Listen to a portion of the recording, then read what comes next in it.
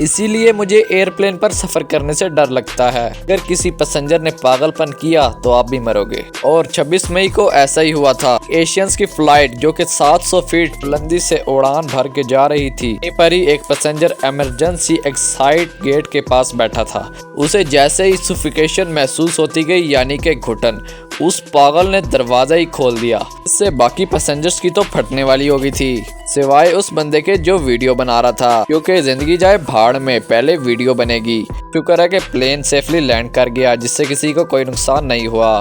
फिर उसे पकड़कर पुलिस के हवाले कर दिया गया।